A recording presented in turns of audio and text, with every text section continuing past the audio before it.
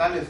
Hoy les llevamos a sus hogares COBAES Estudia en Casa, una estrategia de nuestro director general, maestro Sergio Mario Arredondo Salas, y el equipo académico de la institución, para que continuemos desarrollando el programa académico del presente ciclo escolar. Iniciamos. En esta ocasión abordaremos el tema de teorías evolutivas y selección natural. Iniciaremos con el concepto de evolución, el cual señala que es la teoría unificadora que explica el origen de las especies a través de los cambios en su composición genética. A su vez, la evolución señala que los organismos hoy existentes, los organismos modernos, son producto o provienen de organismos preexistentes, pero que han tenido ciertas modificaciones. Pues bien, señalamos que el concepto de evolución biológica sería un proceso en el cual se expresan cambios y la diversificación de las especies a través del tiempo, y esto ha afectado su vida en aspectos como morfología, la morfología, la fisiología, la ecología y su comportamiento. Pues bien, abordaremos algunas de las teorías que señalan la evolución de las especies a través del tiempo. La primera es el fijismo o teoría fijista. La teoría fijista era apoyada por Carlos Linneo, Georges-Louis Leclerc y Georges Cuvier. En esta teoría, ellos señalan que el mundo no ha sufrido cambios, o que las plantas y animales han permanecido a través del tiempo sin modificación, es decir, que el mundo es estático.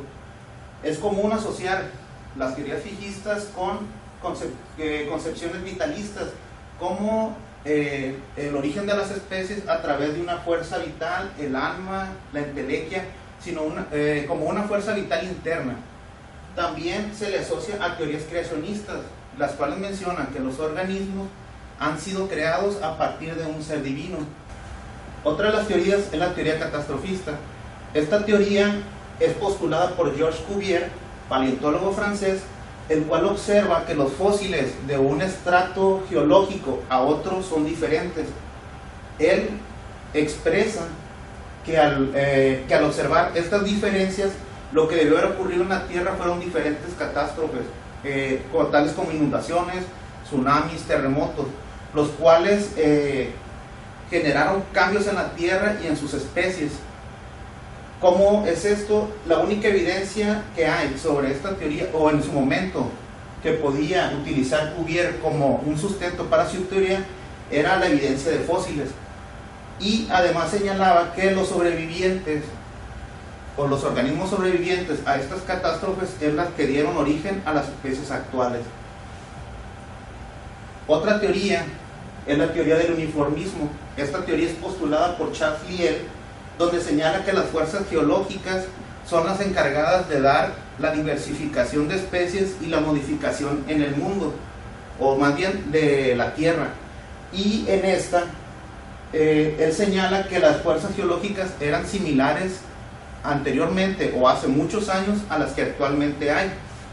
También señala que no fueron producto de catástrofes lo que modificó las especies y la forma en que percibimos el mundo el día de hoy, sino que fueron agentes como viento, agua, volcanes o algunos otros los que dieron esa modificación a los seres actuales. También señala que los seres vivos de antes son semejantes a los que existen hoy. Por eso es que se enmarca dentro de las teorías fijistas. Pues bien, ya adentrándonos a teorías o conceptos más aceptados, está la teoría del transformismo. La teoría del transformismo señala que los organismos vivos actuales proceden de primeras formas vivientes, y que éstas se han diversificado a través del tiempo o a través de millones de años a partir de una concepción mecanicista, es decir, a través de un esfuerzo. Uno de los científicos o más nombrados es Lamarck, Jean-Baptiste de Mollet de Lamarck. Él señala la teoría fijista, o le llamamos la teoría fijista de Lamarck. Un dato curioso de él es que él fue el primero en utilizar el término biología, y además acuñó el término de invertebrado. Pues bien, Lamarck señala que los cambios sucesivos a través del tiempo, por un proceso de adaptación, a las condiciones ambientales es lo que ha hecho que los organismos evolucionen a como se perciben el día de hoy. También señala que todos los individuos o seres vivos o organismos vivos poseen una fuerza evolutiva, que es un impulso interno de que los organismos se desarrollen y que tiendan a mejorar. ¿Para qué? Para subsistir. Lamarck se basaba en dos conceptos o teorías. La primera es la herencia de los caracteres adquiridos, y los caracteres adquiridos son aquellos que los seres vivos desarrollaban con la finalidad de adaptarse al ambiente y aparecían de acuerdo a las condiciones ambientales en las cuales vivían. También señalaba que estas características eran heredables. ¿Cómo es esto? Que iban a pasar de sus padres a sus hijos o de sus progenitores a su descendencia. El ejemplo más que utilizó Lamarck, o que podríamos señalar, es que inicialmente las jirafas parecían a la estructura fisiológica de un venado, tenían su cuello corto, y a través de un trabajo mecánico ellos, para alcanzar el alimento, tendrían que hacer un esfuerzo de ir levantando o así estirando su cuello, el cual por la necesidad poco a poco fueron estirando y haciendo su cuello más largo, y que estas características se las transmitían a sus hijos. Pues bien, otra teoría en la cual se apoyaba Lamarck era la teoría de usos y desusos.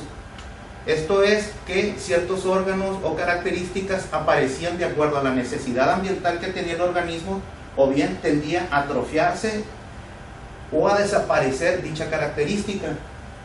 Como ejemplo tenemos que para desuso, un oso hormiguero usaba su lengua para comer hormigas, pero no las mastica. Producto de esto, señala que el oso hormiguero posiblemente haya perdido sus dientes por su desuso. Igual un topo, al vivir bajo tierra, sus ojos no eran tan necesarios, por eso no tienen una buena visión. O las serpientes, que prefieren reptar y que por ello, si en algún momento tuvieron patas, las perdieron. La parte del uso, señalamos como ejemplos los patos o las ranas, que por su necesidad o por su constante permanencia en el agua desarrollaron membranas en medio de los dedos. ¿Con qué finalidad? De tener una mejor motricidad dentro de ella. O bien las aves desarrollaron sacos aéreos, que son sacos que contienen aire y que les permiten tener mayor resistencia al aire. En la época de Lamarck no existía la genética, por lo que sus teorías eran muy aceptables, pero también se consideran un gran aporte a la biología. Respecto a los caracteres adquiridos heredables, hubo un científico que tuvo sus dudas. Su nombre es August Weismann. Él, para demostrar que esto no era así, desarrolló un experimento. Dicho experimento consistía en tomar una pareja de ratones, cortar su cola y verificar su descendencia. Estuvo realizando ese experimento durante 22 generaciones de ratones y observó que su descendencia siempre nacían con cola. Por lo tal, la teoría de los caracteres adquiridos no se heredan. Llegó a dicha conclusión. Un ejemplo sería que si tienen, imaginemos una familia, un papá y una mamá que realizan fisicoculturismo. El papá desarrolla gran masa, su cuerpo es marcado, sus músculos, igual la mamá. De acuerdo a lo que marcaba o lo que señalaba Lamarck, estas características deberían de heredarse a sus hijos, pero en realidad vemos que no es así. O bien, si una persona perdiese alguna extremidad de su cuerpo, sus hijos deberían de nacer sin esa extremidad, lo cual vemos que no es así. La teoría de Lamarck se fundamentaba en 4 puntos. La generación espontánea, la cual señala que los organismos más simples se originaron por generación espontánea. La tendencia interna a adaptarse, que dentro de cada organismo hay una fuerza que señala o que les hace adaptarse mejor a las condiciones ambientales. Crear necesidad y con ello órganos nuevos, que a partir de, y también el uso y el desuso, que a partir de las necesidades ambientales tendrían la necesidad de generar nuevos órganos que les ayude a subsistir mejor. Pues bien, ahora entraremos con la teoría más señalada sobre evolución de las especies, que es la teoría de Darwin-Wallace. Darwin señala que no es la especie más fuerte la que sobrevive, ni tampoco la más inteligente, sino aquella que responde mejor al cambio. Wallace, Charles Robert Darwin, él realiza un viaje por 5 años hacia la Patagonia. Durante ese tiempo él realiza lo que es el trabajo de naturista, es realizar dibujos y bosquejos de especies que iban encontrando en su viaje. Este viaje duró, como comentamos, 5 años, pero el punto primordial o el más importante se desarrolló en la isla Galápagos. Estas islas se encuentran a 800 kilómetros del Ecuador, y durante este viaje o en esta travesía que tuvo Wallace, tuvo la oportunidad de ver especies que él nunca había visto, sobre todo tortugas de gran tamaño, y por eso se llama Isla Galápagos, pero encontró unos pájaros de tamaño pequeño que se llaman pinzones, y en la serie de islas que existían se dio cuenta que entre isla e isla existían diferencias entre ellos, y esto era derivado del tipo de alimentación. Los pinzones de unas islas tenían un pico más amplio, más grande, u otros más delgado dependiendo de la alimentación, y él pensó que estas aves volaron en un momento de Sudamérica hacia las islas, y por efecto de tener que adaptarse es que sufrieron esas modificaciones.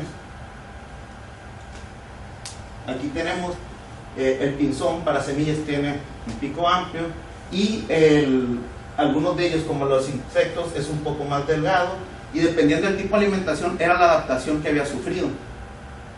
Pues bien, 3 años después de su viaje, Darwin publica el diario del viaje del Beagle, que era el nombre del barco, pero en esos años él llega a sus manos un libro que se llama Ensayo sobre los principios de la población, de Thomas Malthus. Pues bien, Malthus señala en este libro que el crecimiento poblacional es muy grande y que iba a existir una insuficiencia alimentaria, y que era lo que iba a provocar que el crecimiento de esta especie, en el caso concreto de la humanidad, fuera que se frenara este crecimiento. Pues bien, eran hambre, enfermedades y hasta la misma guerra por ese exceso de población. Pues bien, Darwin, al comprender esta parte, da en el punto clave que le da coherencia a su teoría. Vio que lo que plantea Malthus era adaptable e inferible a su teoría, y de ahí surge lo que es la selección natural.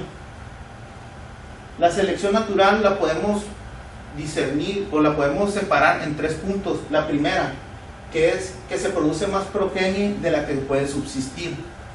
El siguiente, que los organismos mejor adaptados al ambiente serían los que sobrevivirían. Y por último, que transmitirán sus caracteres a sus descendientes. Esto como una forma de desarrollo, de adaptación y de sobrevivencia.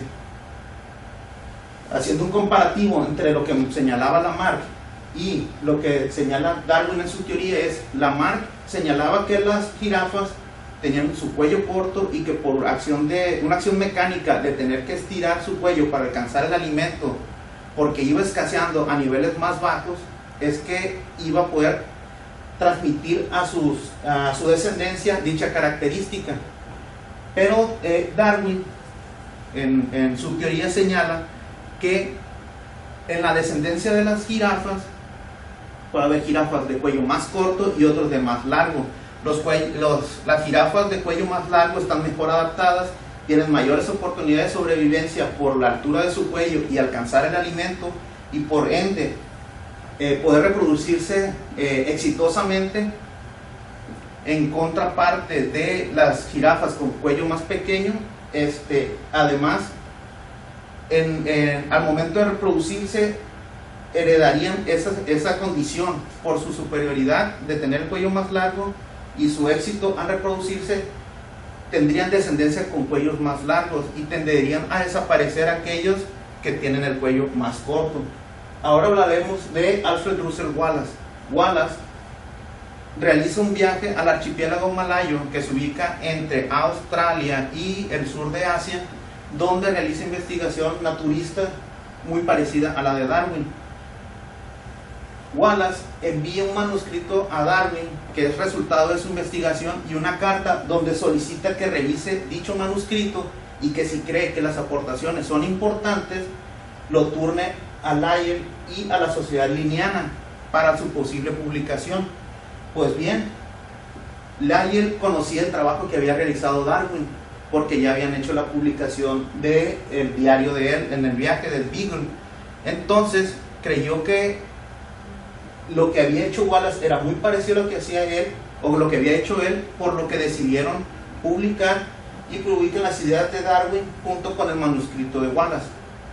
Y producto de ello surge el libro de El origen de las especies, que es como se conoce hoy, pero en su tiempo era El origen de las especies por medio de la selección. Pues ya, por último, tenemos que la teoría de Darwin y Wallace se resume en los siguientes puntos. Sobre producción, siempre se